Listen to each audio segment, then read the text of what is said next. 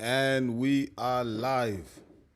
How's everyone doing, my people? Welcome back to EMGM Sports. It's me, your boy Enzo, the realest in the game. Good evening, good morning, good afternoon, wherever you are around the world, man. I appreciate you joining me again tonight for episode number 6 of the Ringside Replay. Episode number 6. Wow. It's going quick, my people. It's going quick. First of all, apologies for the late start. I'm really sorry about that. My kids went to the beach. My kids went to the beach today with the missus, and their train got delayed coming back, right? So I had to go pick them up. And then, so it's just crazy. Apologies for that. Normally we do start at 10 p.m. sharpish for the Ringside Replay. So apologies about that, my people. Thank you to everyone who waited, everyone who's here. I appreciate you, man. Hopefully we get more people come through on the live as well. But yeah, whoever's here, thank you so much. Just hit the like button for me, please. Do me a favor. And also, if you're new to the channel, subscribe, do all of that, hype up the channel, the video. Yeah, man, we're getting places, man. 5K, 5,000 subscribers very soon, very soon. We need around about 150 new subs, and it's 5K, man. So yeah, man, shout out to everyone who's been supporting the channel, man. I really appreciate your support, man. Thank you so much. But what's on the agenda for today? If you're new to the channel, if you're a regular, you know the Ringside Replay. We recap all the action from the weekend and any latest breaking boxing news. We also talk about other things. So that is the Ringside Replay for you. But on tonight's agenda, what we're going to talk about, we're going to recap the Usyk versus Rico fight. I know that's been raging on, innit? It's still rambling on, you know, a couple days after, 2 days after, whatever. It's still rambling on. There's still debate going on all over social media. Was it an early stoppage? Was it harsh on Rico? Was it a robbery? Is boxing corrupt? You know, was the fight rigged? You know, was Usyk just carrying Rico? You know, is Usyk done? Like, should he retire? Who next for Usyk? Listen, we're going to cover all of that. But I also want to touch on the other fights as well that were on the undercard. Frank Sanchez knocking out Richie Torres. Wow.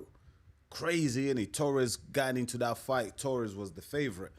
But yeah, he got knocked out in the second round, if I'm not mistaken. It's crazy. The way Richard Torres was fighting, absolutely crazy, mate. Absolutely crazy. I don't know what the hell Richard Torres was doing in there. But we're going to talk about that. What's next for Frank Sanchez after that win, that KO win against Richard Torres? Where does he go from here? Like, how does that shape up the heavyweight division? You know what I mean? Like, where should we place Frank Sanchez now? Like, who next up for him? And also Hamzah Sheeraz. Hamzah Sheeraz won against Alem Begic. I believe the guy's name is Begic. Sorry, I've never heard of the guy before he fought Hamzah Sheeraz. Hamzah Sheeraz, listen, just beat him up for 3 rounds, innit? It was basically a glorified sparring session for Hamzah Sheeraz. And yeah, Hamzah Sheeraz, congratulations, is now the new WBO super middleweight champion. It's probably the easiest belt ever captured, do you know what I mean, in the history of the super middleweight division. Like Hamzah Sheeraz will not have an easy opponent for a world championship fight. You know what I mean? That fight was doo-doo, man. But congrats to Hamzah Sheeraz. Hamzah Sheeraz, really nice guy. Listen, man, I like him as a fighter. I like the style in which he goes out there in the ring and performs. I like it, but just keeping it real, you know me, it's Enzo, your boy, the realest in the game. That was a gift, innit? That was a gift. That was a vacant belt anyway, because Terence Bud Crawford vacated all the titles after he beat Canelo. He became undisputed. So yeah, that WBO strap, man. Yeah, congrats to Hamzah Sheeraz, but that was a gift. That was a gift that he will never get again. Christian Mbili and Saul Canelo Alvarez. I think they're fighting on the 12th of September. So, yeah, those are the real tests for Hamzah Sheeraz. There's going to be bigger tests for him. He'll probably want to go for the winner between Christian Mbili and Saul Canelo Alvarez. So, he'll want the winner of that. That'll be a tougher fight for him. But, yeah, Hamzah Sheeraz, shout out to him, man. He's got a bright future. You know, he's the face of Riyadh season. He's the ambassador for them. So, you know, they're going to be matching him up. They've got big plans for him. So, all the best to him, man. You know, but we're gonna touch on those fights as well soon. But let's get it cracking. Let's start this off. Oleksandr Usyk, the great Oleksandr Usyk, 11th round TKO victory over Rico Verhoeven. Like I said, I've dropped a few videos already on my channel. You can go check it out. You know, I've spoken about the fight, like a lot of content out there, so you can go check it out. But I just want to say this here. First of all, I gotta eat humble pie. By the way, before I continue, you can drop any questions you got or anything you want to say. Just drop in the chat, and I'm gonna read out the chat very soon as well. So if you got any questions, you got anything to say, drop in the chat, and also smash the likes as well if you're in the building. I really appreciate it. But yeah, Rico Verhoeven, man, listen, man, I had to apologize, man. I had to eat humble pie because, yeah, I wasn't expecting that type of performance from Rico Verhoeven. Like, that was completely, like, out of the blue. He caught everyone off guard, you know what I mean, including Usyk. I think Rico Verhoeven and that performance at the weekend, he caught Usyk off guard because Usyk himself did not know what the hell was going on. Usyk himself found it really hard to make adjustments in the ring. He found, you know, the style of Rico very, very awkward, you know what I mean? And, you know, listen, he just couldn't adapt, man. You know what I mean? He couldn't adapt. And that version of Usyk against a Moses Atoma or a Agit Kabayel, he would have lost. Kabayel and Atoma would have stopped him if Usyk was to perform like that against them. You know, if one of them was in that ring against Usyk that night, they would have won. They wouldn't have won the fight. So I think Rico Verhoeven really like excelled during that fight. And even though he lost in controversial manner, his stock still rose, right? Like, he's gained the respect of boxing fans around the world, and yeah, even the casuals, man, like, they know Rico Verhoeven now. Do you know what I mean? And I honestly think, yeah, Rico Verhoeven, if he locks in, like, he can have a decent future in the heavyweight division.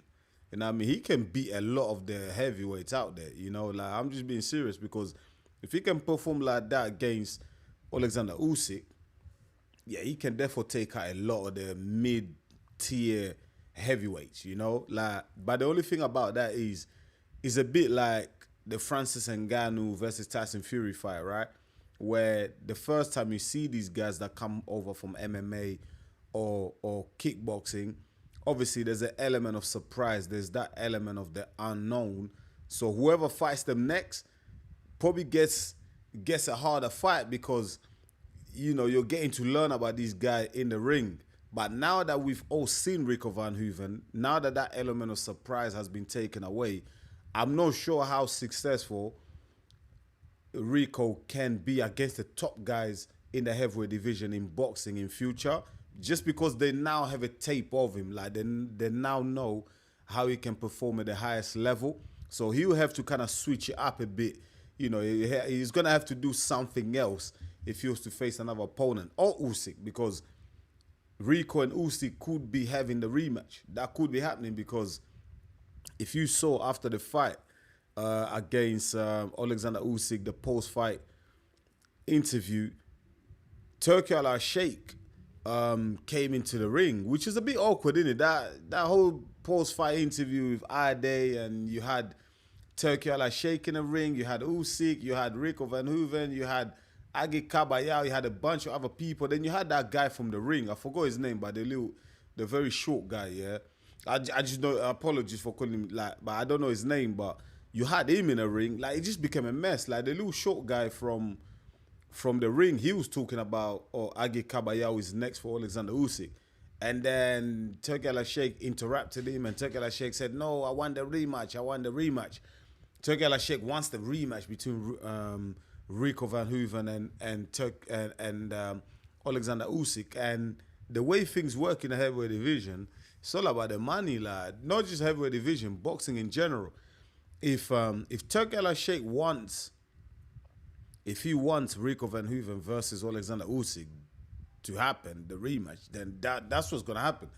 You know, as much as I want it to be Agit Kabayel because I'm a purist, you know, I'm a hardcore boxing fan.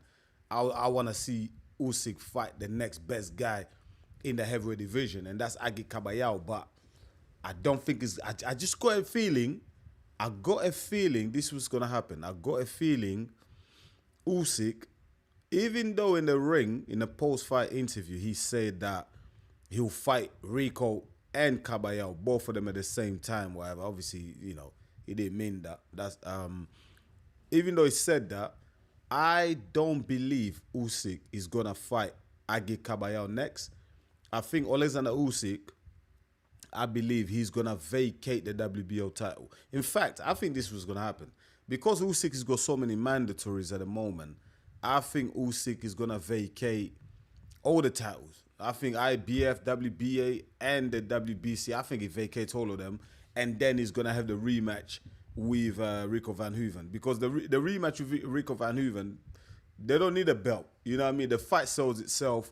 Because of the way the fight ended in controversy, obviously no one's going to get to know whether Rico could have recovered in the 12th round. No one knows if Usyk would have knocked out Rico in the 12th round. So again, the unknown, and the way Rico performed overall in that fight, I had him winning on my scorecards. Two of the judges had it a draw, and one other judge had it going for Rico. I think Rico had like 2 rounds up on Usyk. But obviously with a knockdown, Usyk would have probably won that fight, you know, on points, yeah. Controversial as well, the scorecards, because I had Rico at least 3 to 4, I think about four rounds up on Usyk. So how they had a draw, yeah, it's a bit sus. It's a bit sus. But Usyk, I think he vacates all the titles. He rematches Verhoeven. Both guys are guaranteed millions. Usyk probably gets 100 million. Rico probably makes 30 or 50 million. That's how much money they're going to make. And then Agit Kabayel will get elevated to full champion for the WBC. And then Mosai Toma, I think, can scrap for the IBF and the WBA. I'm not too sure who's the mandatory in there, but I don't think Usyk, personally, after watching him against Rico Verhoeven, I don't think he has the drive nor the hunger anymore to compete against the hungry lions, the young hungry lions. I don't think Usyk just has it anymore. I think on reflection, because Usyk's a smart guy and he's got a very strong team around him, like good advisors around him who have managed his career so far. I think on reflection, they're going to look at that performance and think to themselves, you know what? Yeah, maybe let's just leave these mandatories alone, the Kabayels, the Mosai Tomas. Let's just walk away from it. Let's vacate the titles. Let's fight Rico again. Let's make big money and then retire. I think that should be the pathway for Usyk in the next 18 months, man. Fight Rico Verhoeven again and retire. Stay away from Kabayel, Moses Aitoma, because Father Time waits for nobody, yeah? Father Time is not going to wait for Usyk forever, mate. Like, and we saw a decline in Usyk against Rico Verhoeven. Like, his reflexes wasn't there no more. Like, his accuracy, the precision wasn't there no more from Oleksandr Usyk. Even the feet, do you know what I mean? The leg, the foot speed, the hand speed, everything has dropped dramatically. And this has happened overnight. And it's a bit scary for Usyk because I think Usyk is the ultimate athlete, right? He trains right, he eats right, he lives the life of a professional, like a purist boxer, you know what I mean? He's very dedicated and very disciplined as well. So we can't even look at Usyk and say, oh, maybe he didn't train properly or whatever, because we know how dedicated this guy is. You know what I mean? He takes the sport very serious and he's done that since the beginning. So for Usyk, yeah, it's not even a fact that he didn't train right or he didn't do he did some things wrong in training. I just think age has caught up with Usyk. And it happens. It happens to a lot of fighters. Sometimes, you know, in sparring, you might not feel that like you're old. You might still go for the runs and still do everything correctly. You find that Father Time has caught up with you when you get in the ring. You know, when you go a fighter putting pressure on you, you know, And Usyk, I believe, he found out.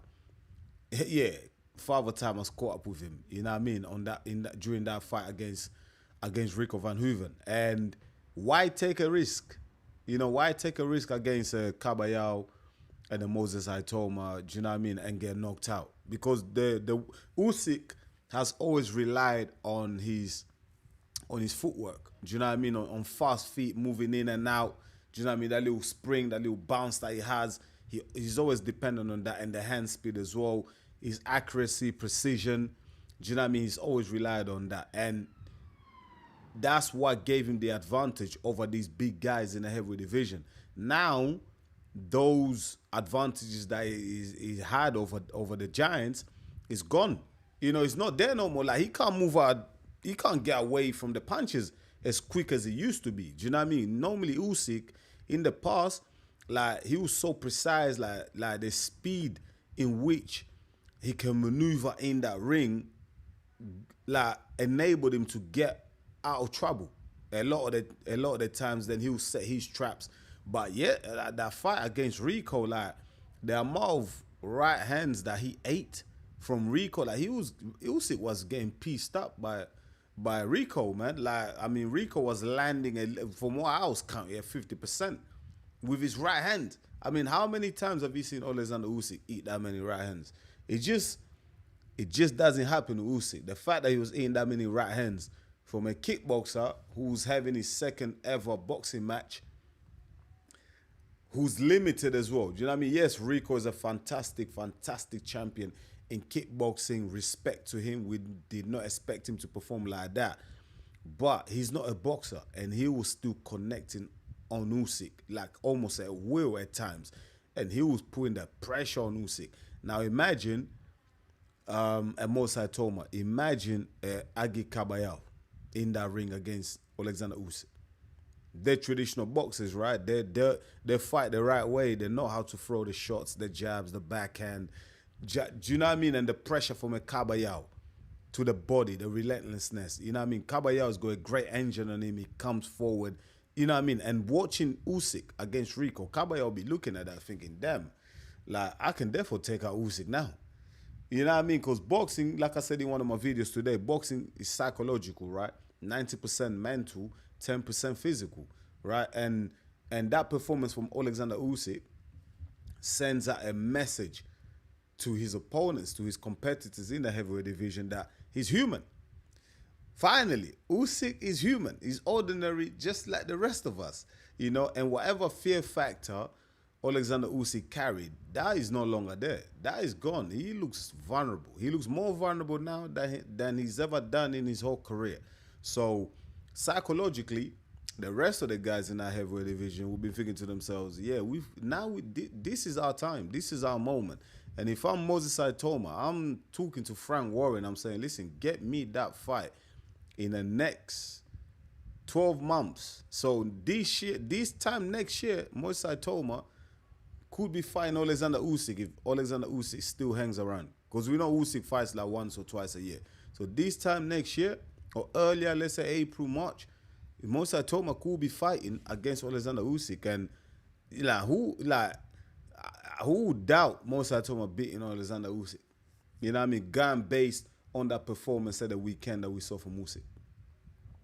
You know what I mean? I'll give Moses Aitoma a high chance, a high probability of beating Oleksandr Usyk, because Aitoma has all the tools, man. He's fast, he's young, ring IQ very good, he's mature, very precise, very accurate, quick feet, quick hands, powerful. He's a southpaw as well, so that won't be, you know, there will be no awkwardness, you know, him taking on Oleksandr Usyk like the other heavyweights. I find it difficult. So Moses Aitoma has all the attributes to beat Oleksandr Usyk. You know what I mean? And he's powerful, strong, he's young. That's the thing. He's got that youth in him still. So, mate, that could happen. Agit Kabayel, if that fight happens next, I'll be worried for Usyk in that fight. Because Kabayel is just relentless to the body. It's crazy.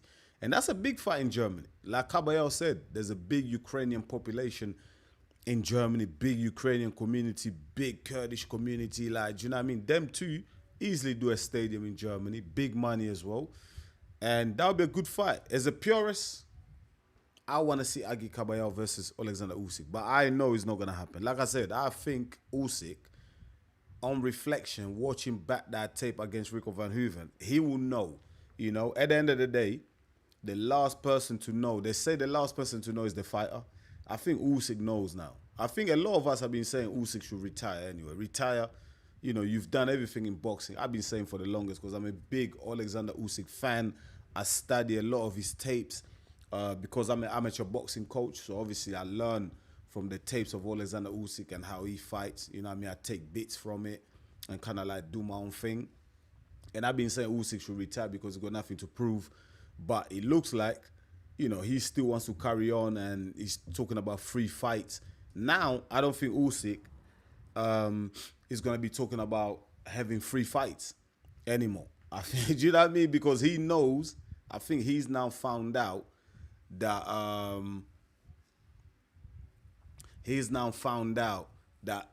the powers that he had a couple of years ago are gone. He's now declined. His powers are diminishing. Usyk is on the decline, and I think he's probably got one more fight in him, and that's gonna be Rico Verhoeven. You know what I mean? That's the fight. That's basically what's gonna happen. You know what I mean? Let me know in the comments though. What would you guys think? Would you guys and girls think that performance from Usyk against Rico at the weekend?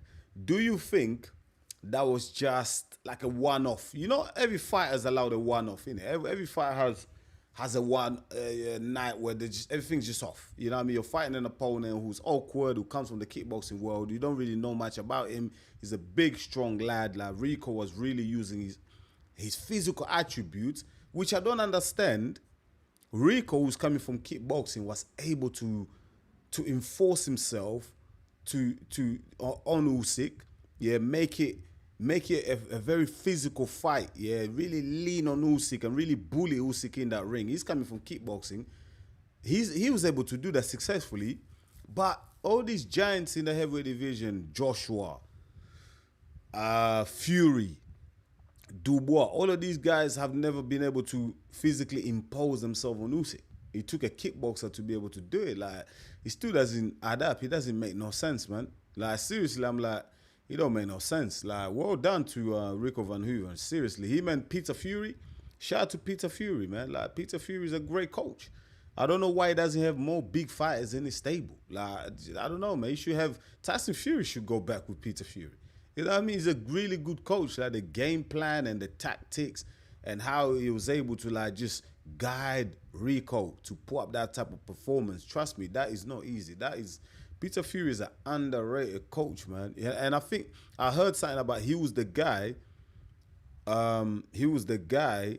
that was in Fury's corner when he defeated Vladimir Klitschko. Listen, it tells you about the guy, man. It tells you about the man. He's a good coach. You know what I mean? And I think he knows how to coach these giants. You know what I mean? He's really hands-on with these giants, and he knows how to guide them during the fight. I think he's able to kind of get them to work with their attributes. You know what I mean? Natural attributes, whatever tools they have, get them to really utilize those tools to the best of their abilities. And that's what you need to do. You know what I mean? That's what you need to do. I see so many of these big guys trying to box with Usyk, trying to be cute with Usyk. Mate, you're playing into his game plan. Rico didn't do that. Rico used his tools, you know what I mean? His physicality and height and reach. He used it very effectively to bully Usyk in that ring. That's what I'm saying. Like, I'm going to go back to my question. Do you think that was a one-off from Usyk? Or do you think Usyk, if he was to go back in that ring against a more conventional boxer, let's say a Kabayel, you know what I mean? Because obviously a conventional boxer, very rigid, you know when the jab's coming, you can see the backhands, the head movement, the footwork, everything's going to be very, very rigid, very conventional, do you know what I mean? Because they were brought up that way, they were taught like that since they were kids. Do you think then Usyk will be much different? Or do you think that Usyk has actually declined for real? Like, do you think like he's slowed down and Father Time has caught up with him? That's the question I've got for you, my people. Answer it in the chat, drop it in the chat. And what else I was gonna say? Yeah, for Usyk, me personally, I think he's declined. That's my answer to my own question. I think Usyk has declined. I think he's looked very slow. just his reflexes were slow. He couldn't get out of the way of the punches. And Rico hasn't even got fast hands. He couldn't get out of the punches, and he was getting caught with a right hand. The jab was going straight to his body. Couldn't get out of the way of it. And I was like, damn, this ain't Usyk, man. This ain't Usyk. But then after the fight, he did explain, the reason why he was a bit off. He spoke about his family, being in Kiev, hiding in a bomb shelter because Russia was bombing his country, the biggest bombardment of recent weeks, and he was thinking about them. So, okay, that's another factor that plays into it. We need to take that into account, because if you got your family that's hiding from bombs, obviously that's going to affect, the way you perform. That's going to impact you. We're human beings. We're not robots. So I give Usyk that, but I just think even with those factors measured in, I still think that Usyk overall has declined. He has declined. He has slowed down, and it's reasonable because it's understandable, because he's 39 years of age. He turns 40. You know what I mean? He's gonna be 40 years old. You're gonna slow down. And if he continues to go in there against these young, hungry lions, you know what I mean? It's gonna be crazy. But let me read some of your comments before we move on. Let me read some of your comments. So, Ben Newman says, maybe it was just a bit too soon and early for Dubois to beat Usyk when they faced. Maybe Father Time hadn't caught up to him just yet. Yeah, nah, Ben Newman, shout out to you, man. Welcome to the channel as well. Welcome up, my guy. Yeah, you know what, yeah? I kind of agree with that, I think Daniel Dubois, he got Usyk at his peak. You know what I mean? When Daniel Dubois fought Usyk was on top of his game. So yeah, he just got Usyk at the wrong time. I think all of them did, didn't it? Like, you can say the same about Fury, Anthony Joshua, Derek Chisora. They all got Oleksandr Usyk, at the wrong time, mate. You know what I mean? Like, I'm thinking, you know what I mean? Like, Dubois, even Joshua. I know Joshua is friends with Usyk now, and he's never gonna fight him.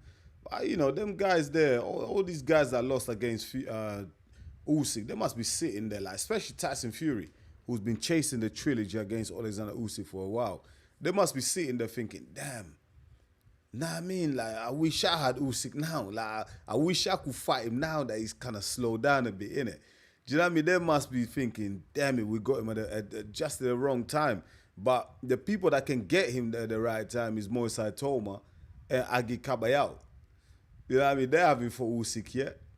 They're going to get Usyk at the right time, but Usyk is not going to fight these guys. He's not going to fight these guys. But I reckon the new Daniel Dubois, if he was to take on Usyk now, I'm not going to say Dubois wins it outright, but I think Dubois gives Usyk so many problems. If Dubois is able to use his physicality and impose himself on Usyk, then he's going to have a lot of success. But it's just that, listen, man, styles make fights, man. The way Rico fought, he was too awkward. Like, Usyk just couldn't get his timing because of the awkwardness from Rico. Like, the timing he couldn't get it, couldn't find the range. He was just struggling with everything, the footwork, everything, nothing was going for it. And for the first time, I saw Usyk miss so many shots. That pull back and the left hook that he loves to do, he tried it. That same punch he knocked out Daniel Dubois with, Usyk tried it a few times. Wasn't successful with it, man.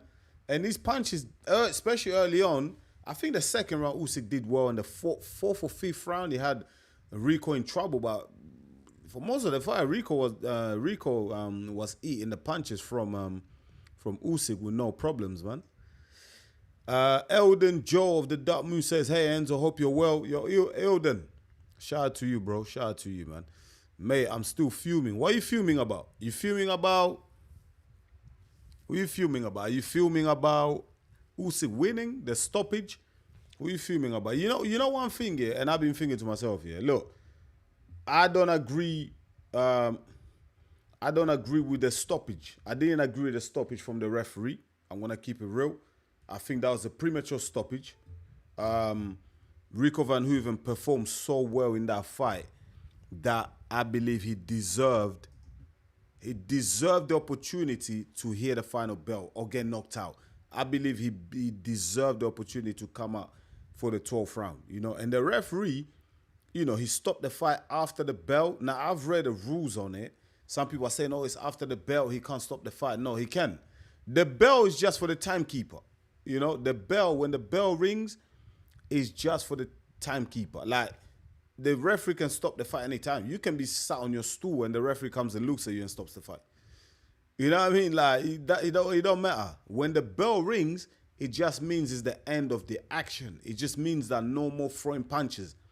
Neither fight can throw any more punches. It's the end of the action for that round. That's when the bell rings, that's what it means. But it don't mean that the referee can't count you out. Do you know what I mean? Like that save by the bell doesn't exist. The save by the bell was 100 years ago. That's done. It doesn't exist. In boxing, you cannot be saved by the bell. The bell cannot save you.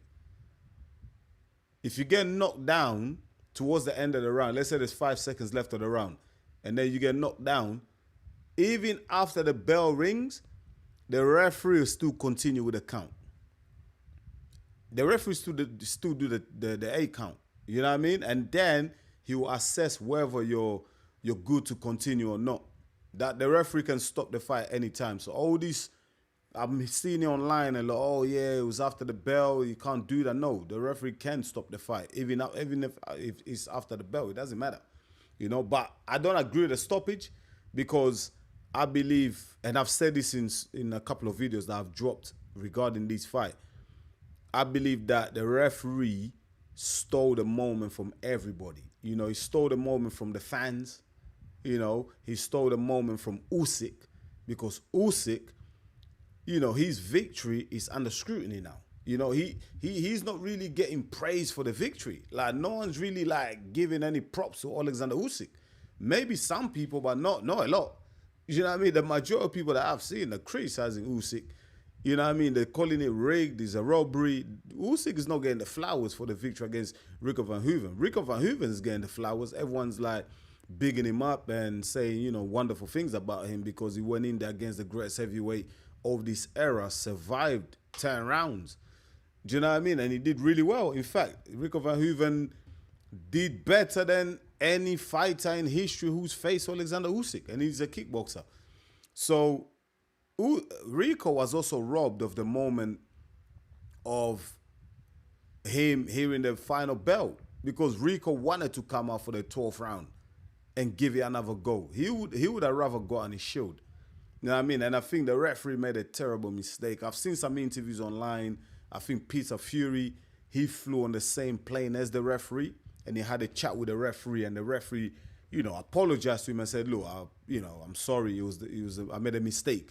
He shouldn't have stopped the fight, you know? And shit like that pisses me off because there's just no consistency in boxing at the moment when it comes to the officiating, you know, like referees and judges, like the scoring. Some of the scoring is so wild. I'm like, what the F is going on here? Like, what's going on? Like, how are we watching? Are we watching the same fight? Like, we don't even know what criteria these judges are scoring the fights by. Do you know what I mean? It's like some of the cards that we've seen in recent years is just, it beggars belief. Like, it's crazy. Like, it shouldn't be happening. And we got inconsistencies from the judges scoring fights, and also we're getting inconsistencies from referees when it comes to stopping fights, man. Like, 1 week, we get Fabio Wardley getting battered from pillar to post for 7 rounds against Daniel Dubois, bleeding, his brains leaking all over the goddamn canvas, and the referee allows it to go on. The doctor checks him like 5 times, and he's good to go, you know? And then we get a week later, Rico Verhoeven, you know, he's not even that badly hurt. He's not even, you know, he's not as hurt as Wardley was. He's not getting battered and bruised. In fact, Rico Verhoeven was winning the majority of that fight. So he should have been given the opportunity to continue because he was leading. I would have understood it if Rico Verhoeven was getting battered from round 1 all the way to round 11. He was taking a beating. He was down on the scorecards. He had no chance to win. I would have understood if the referee called it off.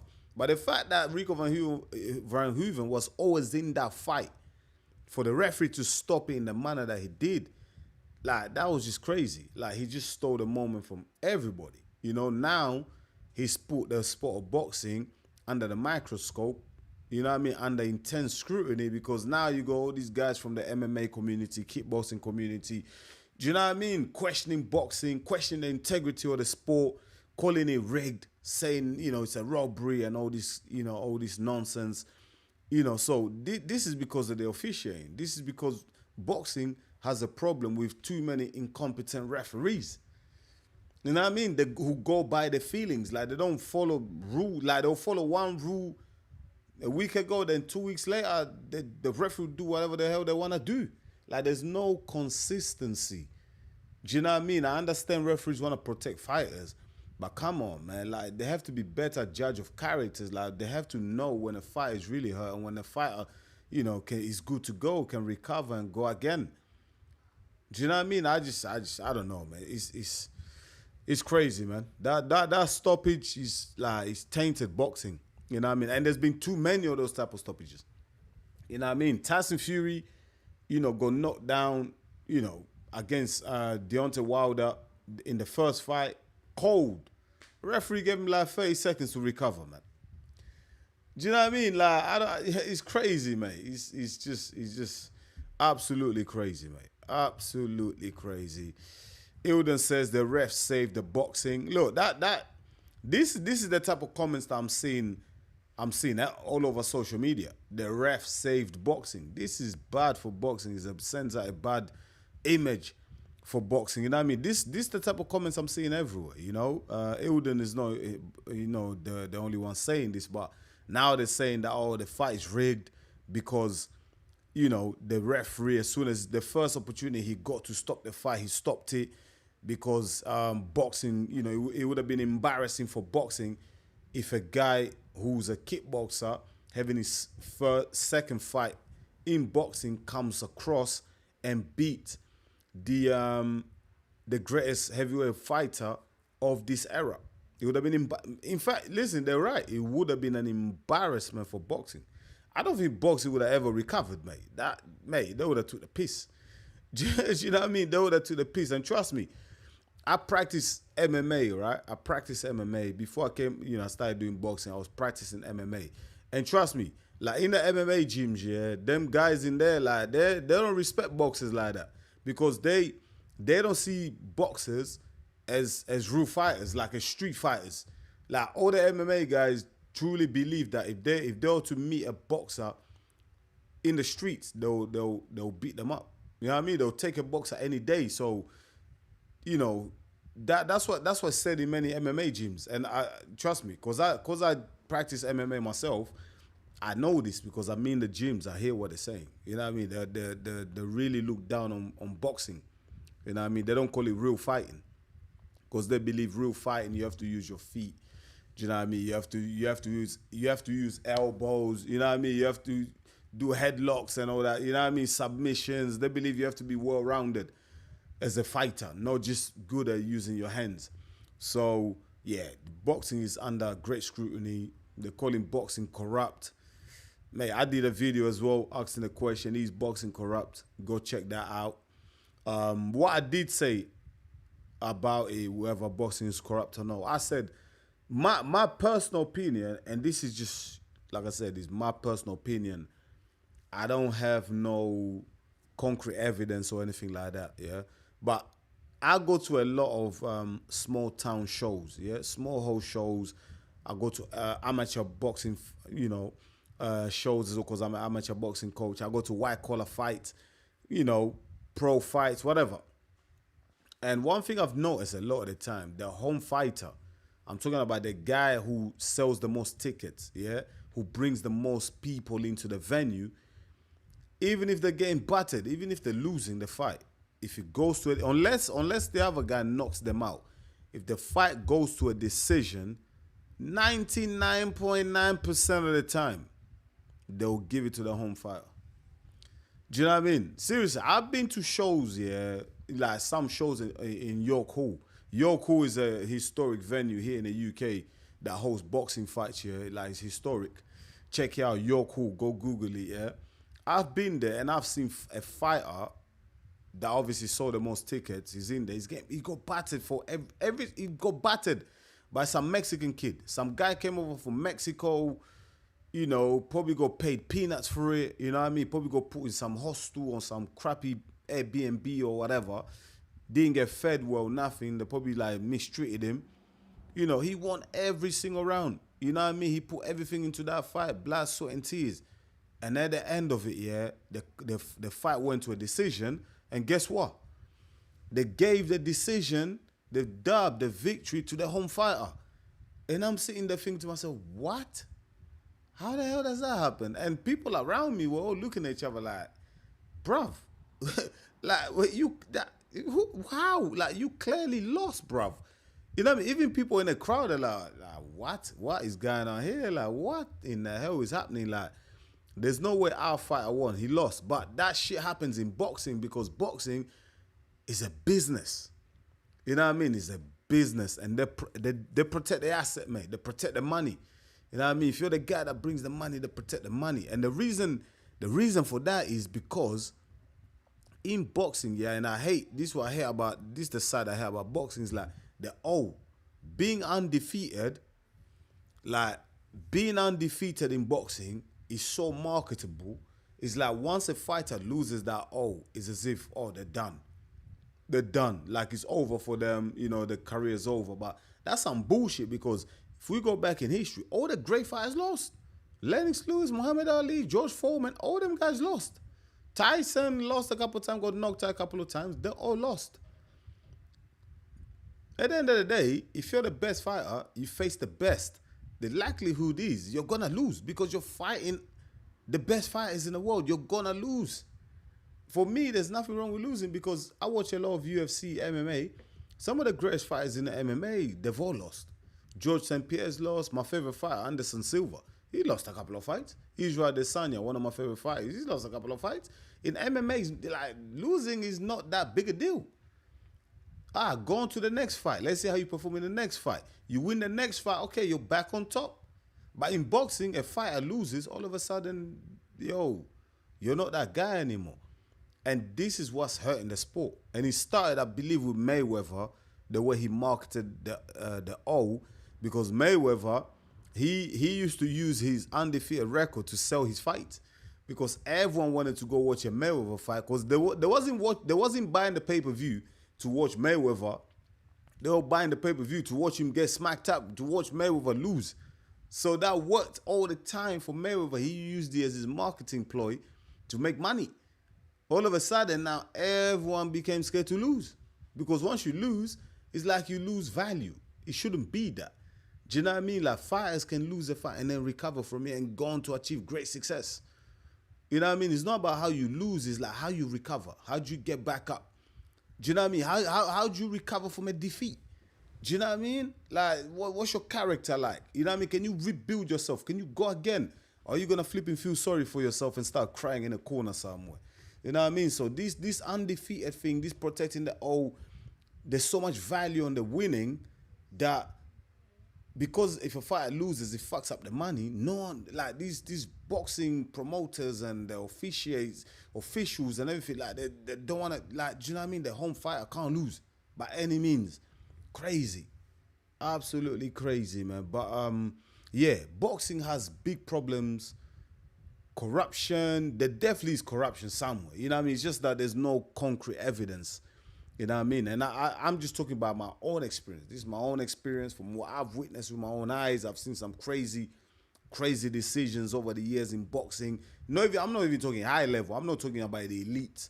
You know what I mean? Mainstream. I'm talking about lower levels, little shows that I go to. And I've seen madness. You know what I mean? I've seen some decisions like crazy. I've seen corruption. I've seen fights that clearly look fixed and rigged. You know what I mean? But maybe that's just, it's in boxing's DNA, because boxing apparently is mafia. It started from some mafia shit. So, listen, I don't want to talk too much. I don't want to dwell too much on that, because and then the corruption is everywhere, isn't it? It's in every sport. I don't think it's just unique to boxing. Wherever there's big money, big business, you know, millions involved, sponsorships and deals, listen, there's always going to be some corrupt people, isn't it? Money corrupts. So it's not just unique to boxing. It's probably more sports all walks of life, businesses, there's corruption. But what worries me about boxing, yeah, and what I want them to get rid of is the inconsistency when it comes to the officiating, the fights, the judging, the scoring, the referees that are in the ring.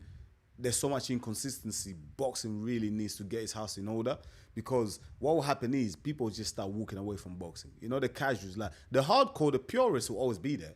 You know what I mean? We'll always watch the fight. We'll always go to the fight. You know what I mean? But you're going to lose a lot of the casuals if these decisions are like madness. A lot of the casuals, you're going to lose them. At the end of the day, yeah, for a sport to go mainstream and go global, it's not just about the hardcore fans, mate. You need the casuals to be involved in it. You need to get global eyes, you know what I mean? Like, to be bigger than ever, the biggest sport.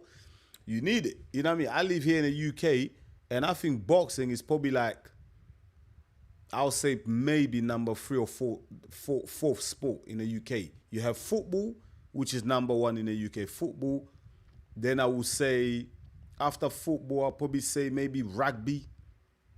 After rugby, maybe cricket.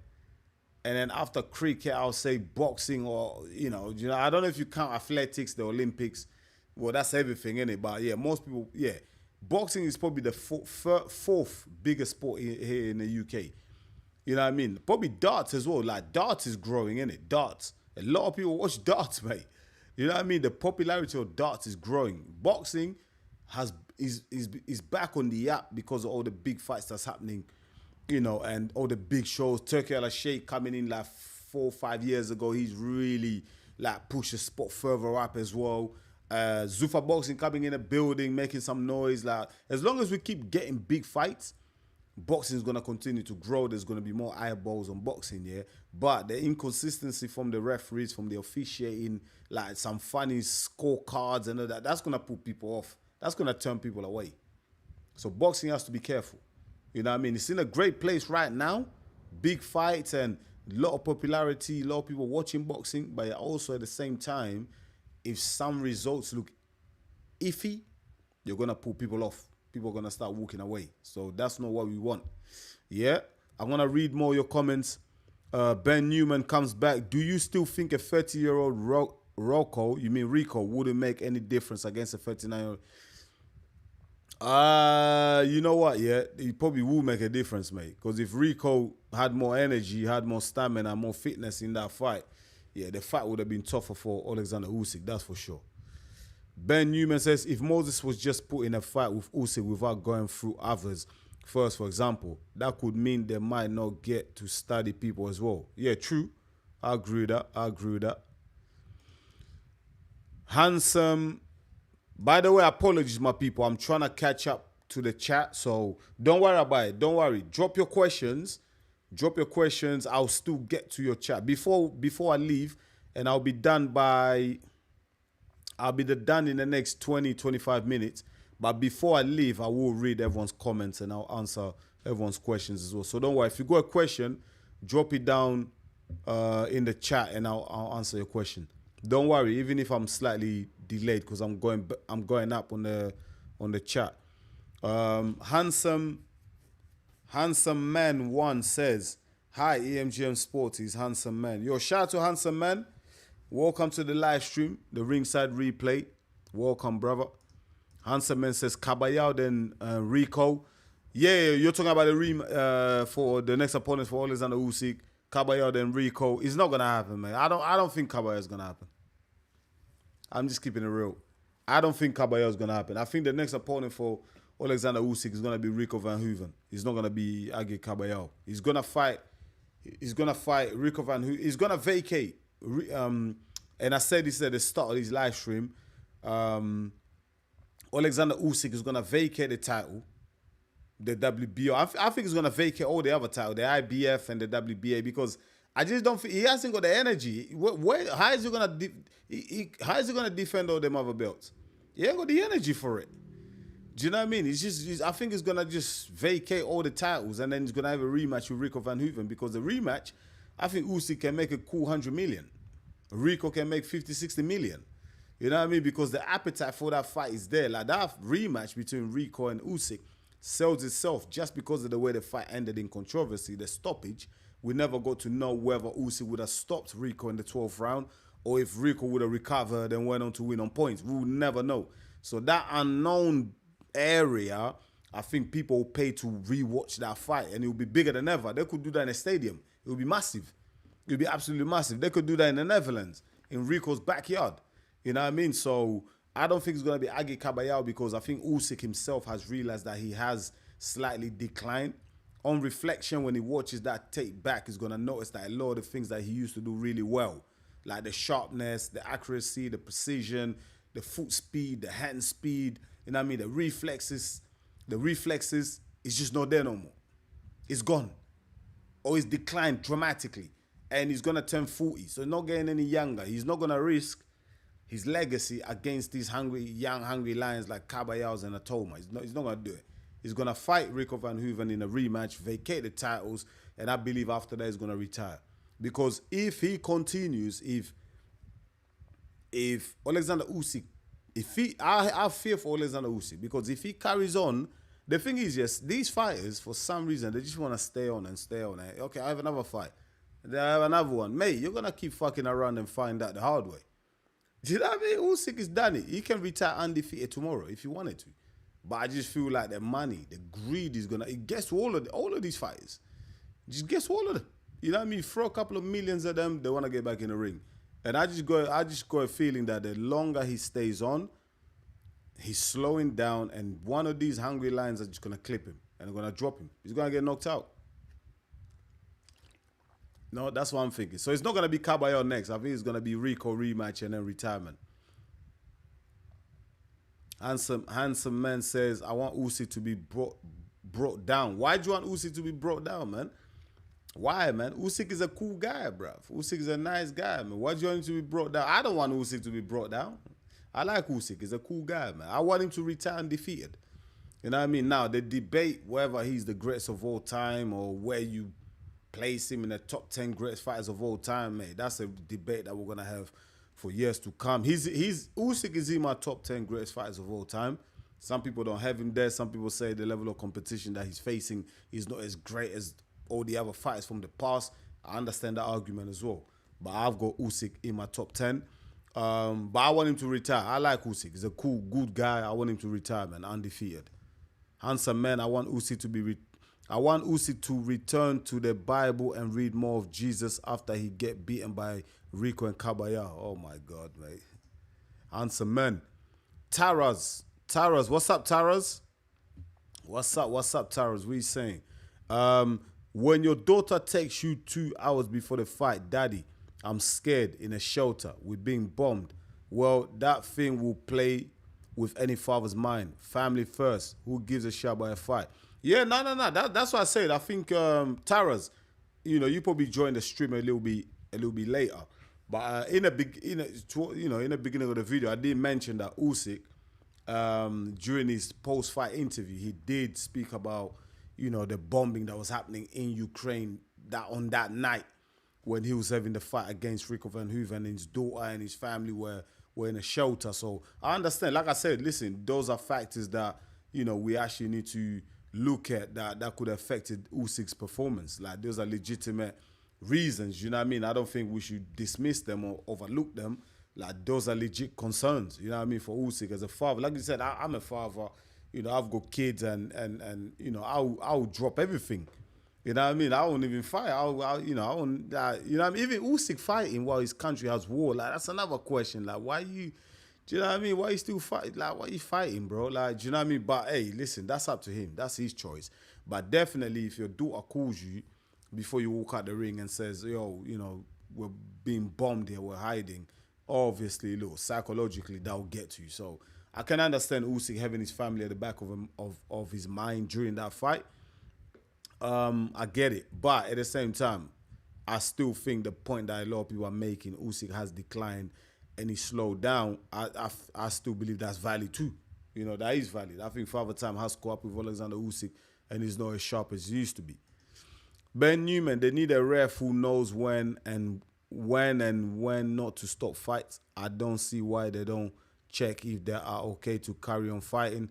The thing is, yeah, a lot of these referees, they do ask the fighters, are you okay to fight? But it's one of them things, it's a moment. You know what I mean? In that moment, the referee just believes that, okay, you're hurt, you're done, I'm gonna stop the fight. You know what I mean? The thing is, some referees are quick to stop the fight, and some referees are slow to stop the fight. So like, we don't get no balance. There's no balance in boxing refereeing. You know what I mean? We need more balance. We need referees that are more consistent. You know what I mean? And also, I want the best referees possible in the biggest fights. The big money fights where there's undisputed involved, belts involved. I want the most competent referees. So therefore, yeah, you know, it kind of has to work like soccer, like football. In football, they'll evaluate a referee's performance throughout a season, right? Like, it's like, so all the referees that are going to go to the FIFA World Cup, the football referees that are going to go to the FIFA World Cup, what FIFA does is evaluate their performances that they had throughout the whole season, like how many red cards they gave out, how many yellow cards, you know, how many times they missed a foul, how many, like, and they'll only take the best, one of the best from each country. And I think that should be like the same for boxing.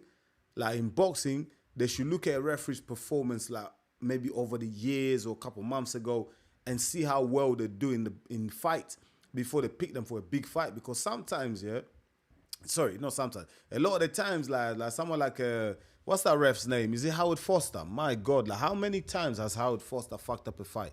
Stopped the fight too early. George Grove, he's done it. You know, he's done it a couple other fights. He's done it to Joseph Parker. But for some reason, this guy still gets the big fight. And we saw the same Howard Foster. He was the referee for Dubois versus Wardley. He's known for stopping fights early. What did he do this time? He actually let the fight go on longer than he should. When, for the first time in his career, we actually wanted him to stop a fight early, he didn't stop it. Do you know what I mean? So maybe that was playing on his mind, the fact that a lot of people have criticized him for stopping fights early in the past. So he's probably thinking, you know what, oof, I don't want to make the same mistake again. Let me lay crack on. But that is a referee that's incompetent. He should not be taking other big fights again. You know what I mean? I'm not talking about the guy like, oh, like take his livelihood again, like stop him making money. Nah, put him in the little shows on the undercards, mate. But for the big fights, I don't want to see Howard Foster, man. He's incompetent. All right, I'm going to read out some other people. Ben Newman, shout out to you. Thank you, Ben Newman, for your comments. I appreciate you, but I need to read other people's comments as well. It's the way boxing has always been. A side will get the decision 99% of the time. Yeah, it's a sad, you know, it's a sad fact, innit? It's a sad fact, my brother, man. Absolutely sad that's how it has to be. But then again, man, it's, you know, you know what? In the UFC, it's not that bad, mate. In the UFC, like, I'm a UFC fan and I've watched UFC for over 15 years. And I will say a lot of the times, man, the scoring is correct. The judges get it right. It's only one or two incidents where I've looked at it, I'm like, that was a funny one. That was a funny one. But maybe because UFC, everything's under one umbrella, is one brand, one promotion, rather than like boxing where there's all different type of promoters and there's all different type of conflict of interest going on. Maybe why boxing has that problem. But UFC, because everyone's under one umbrella, the UFC is one brand, one promotion, maybe there is no A side, B side in because they're all eating, innit?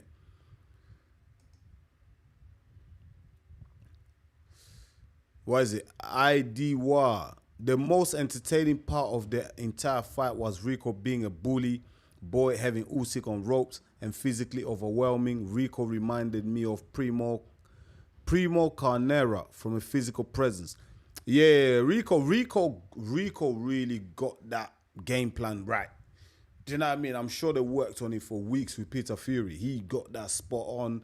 He went after Usyk, bullied Usyk physically. He was on him. And also, one thing that Rico was doing well, I don't know if anyone noticed yet, every time Usyk had a bit of space to operate and throw punches, Rico was quick to close that gap, lean on Usyk against the ropes and throw those body shots. And he was getting to Usyk. It was frustrating Usyk. It was frustrating the hell out of Usyk because then Usyk couldn't get his rhythm going, couldn't get his timing on point. You know what I mean? It just absolutely put him off. And that was a great game plan from Peter Fury. and Rico Verhoeven. Like, that worked to a T. You're right. The physicality was really used well by Rico. Because we see a lot of these big guys that fought Usyk, you know. Dubois is a big guy. Joshua's a big guy. Fury's a big guy. But they never really used their physicality against Usyk. They've never really imposed themselves on Usyk. Like, but Rico did it. And he did it very effectively, and he worked. And I'm hoping that in future, if Usyk does decide to carry on and he fights some of those big guys, I really hope that they are able to impose their physicalities on him, like really test him and really take him to the trenches, take him to these deep waters, because Rico has shown you how to do it. You know, maybe it's just Rico is a one-off, man. Maybe the other guys won't be able to do it because they're conventional boxers. But yeah, Rico's game plan was absolutely almost perfect. Almost perfect. You know what I mean? Like, when he got to like round 9, I was genuinely fearful. You know, I was thinking, shit, boxing's done. I was fearful, not for Usyk. It's not just Usyk. It's not just Usyk's undefeated and legacy that's on the line, mate. Boxing as a sport was on the line that night. When he got to round 9, I was thinking to myself, shit, this is over. This is done. We're fucked here. Boxing is over for boxing here. A guy that's gonna come from kickboxing is gonna beat the greatest heavyweight of this era, the undisputed champion, 2 times undisputed champion of the heavyweight division. A guy who's only had 1 boxing match has come over and is gonna defeat him. I mean, what an embarrassment for the sport. What does that tell us about everyone else in the heavyweight division? Do you know what I mean? So, in a way, I want to keep it real. You know me, I'm Enzo the realest in the game. Like, I just keep it real. I was happy when Usyk stopped him. You know what I mean? Controversial stoppage, I agree with it. But deep down, I was like, you know what, mate? Like, the sport has been saved. Some people are saying the referee saved boxing, mate. Whatever. The sport, listen, boxing is survived. Because if Rico would have won, oh my God, mate. We would have never heard the last of it, mate. Boxing would have been in the waters, mate. Boxers could not talk after that. What are you gonna say to these kickboxing guys, the MMA guys? You can't chat to them because listen. Let me tell you something. As someone who practices martial arts, a boxer can never go to MMA and win. They'll get absolutely annihilated, and it will be quicker than the way it will be so quick. Like round 1 done. Yeah. A boxer can't go to kickboxing. They'll get absolutely their legs broken. They'll get the shit beat out of them. You know what I mean? Like, boxing, in terms of combat sports, is the only combat sports that I see where a fighter from another discipline can come in and survive a couple of rounds. Because boxing allows you to do that. But in MMA, mate, like Usyk would have got battered like in kickboxing by Rico. I don't think he would have went 2-3 rounds. He would have got battered. He would have been stopped early. But in boxing, because we're only using hands, it takes a while for the fighter to actually get rid of it. You know what I mean? So that's why the other combat sports look down on boxing. But yeah, I'm glad that Usyk won that fight, man. Triple S says, yeah, Floyd fucked it up for the fighters because he was known as the lost guy. Since then, fighters are obsessed with the especially the American fighters. Yeah, man. Yeah. A lot of fighters. It's not even just the American fighters, bro. It's even UK fighters. Worldwide now, all the fighters are bloody scared to lose. You know what I mean? All the fighters are bloody scared to lose. Listen, I want to move on. Adam Hurley. Thank you so much, Adam Hurley. Because I'm going to move on. I'm going to end.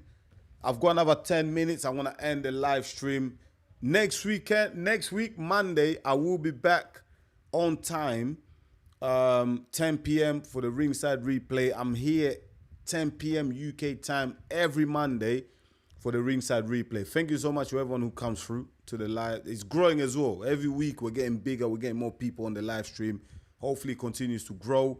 I will be back with another live commentary this coming Saturday for the Bivol fight. So look out for that as well. But yeah, I'm just going to touch on the other fight quickly. If you want to hear more about Usyk and Rico, listen, just if you came in late, just replay the live stream or go watch other videos on my channel where I talk more about those fights.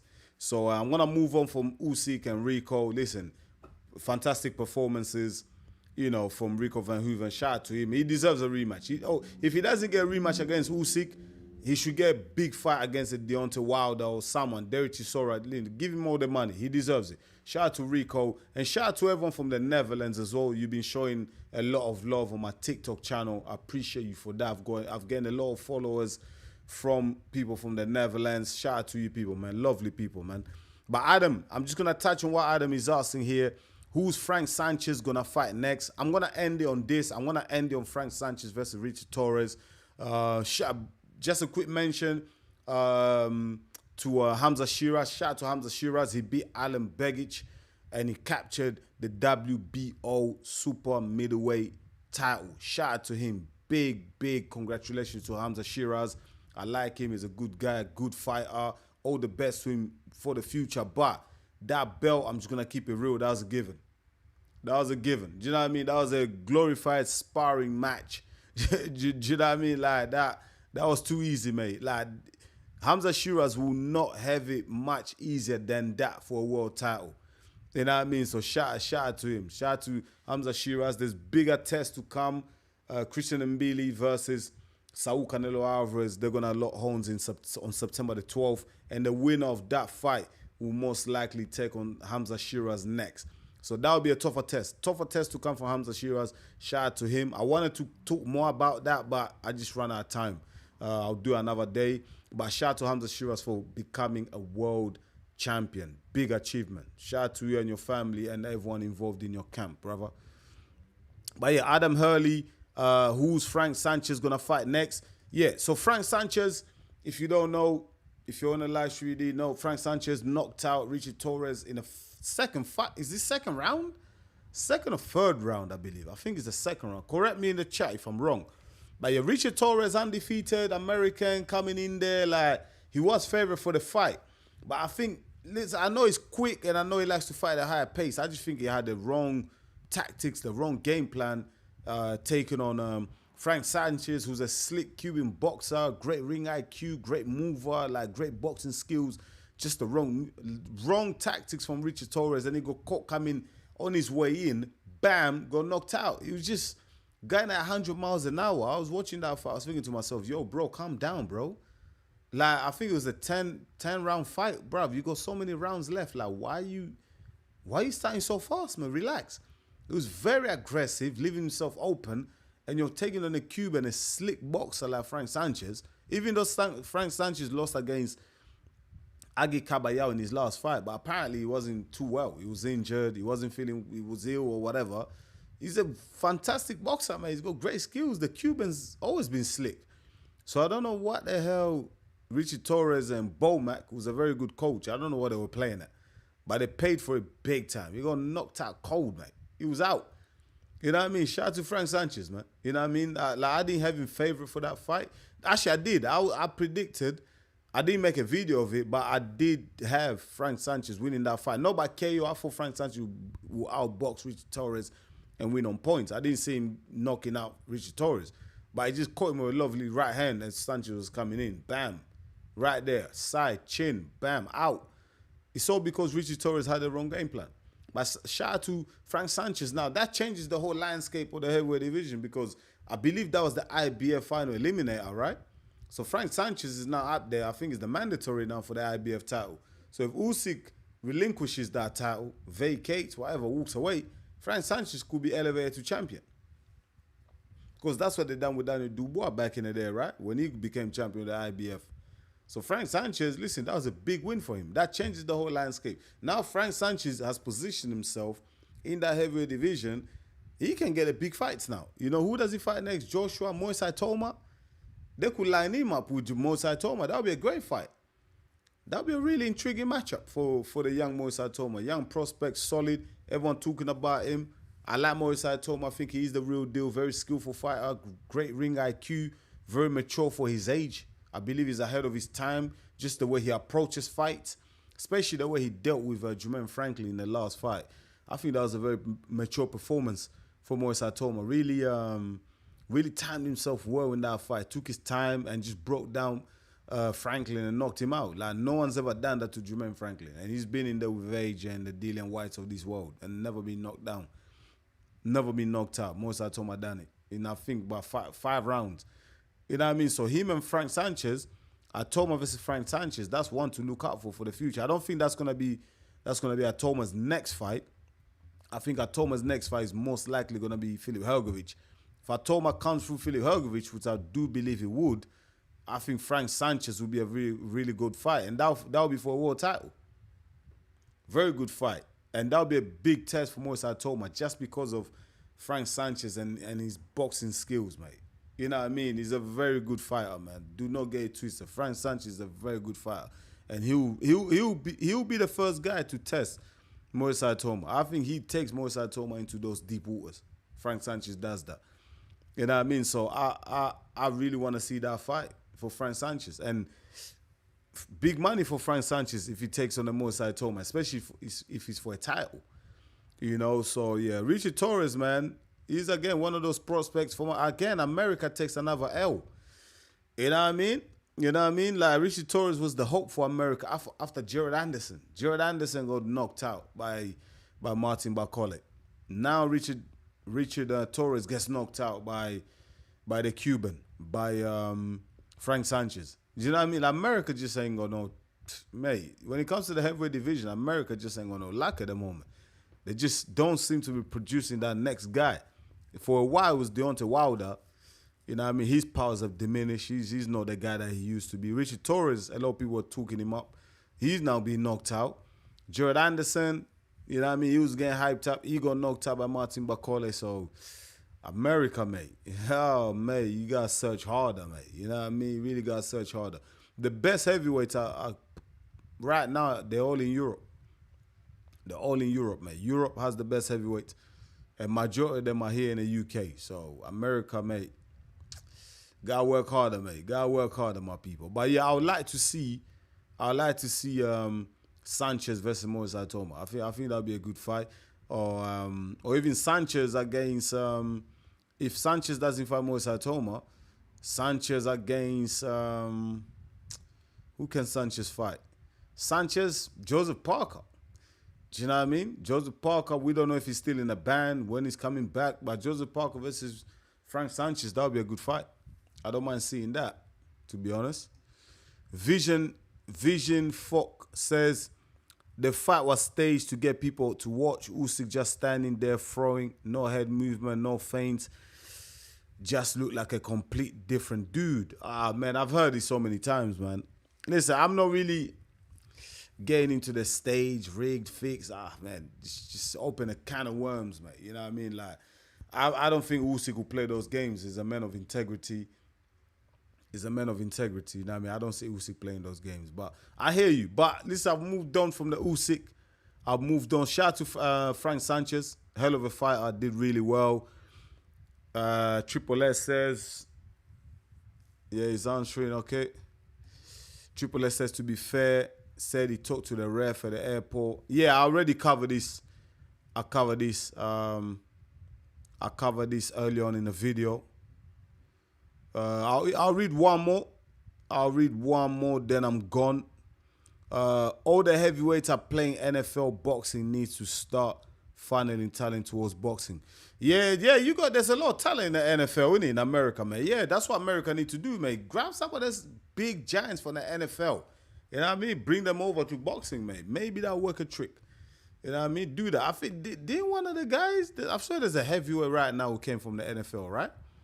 Yeah, bring them over, man. Bring them over. But my people, listen. I'm done. I've been here just over an hour. Thank you so much to everyone who's come through for the live stream. Apologies again, I started late. Normally I start at 10 p.m. But obviously because my kids went to the beach and the train got stuck, I had to go pick them up from the station, and that delayed the start of this live stream. But thank you so much for everyone who came through to the Ringside Replay. Episode 6 is growing. We're back again next week for episode 7. Save the time and the day on your diaries, man. Mondays, 10 p.m. we recap all the weekend action, and also we talk whatever breaking news there is in boxing and whatever we need to talk about. You know, this episode we spoke about, you know, the controversy, on the Rico versus Usyk fight. Covered a few other fights as well on that undercard. So yeah, overall, great show again. Thank you so much for coming through, my people. If you haven't liked the video yet, please do me a favor. Like the video, smash the likes.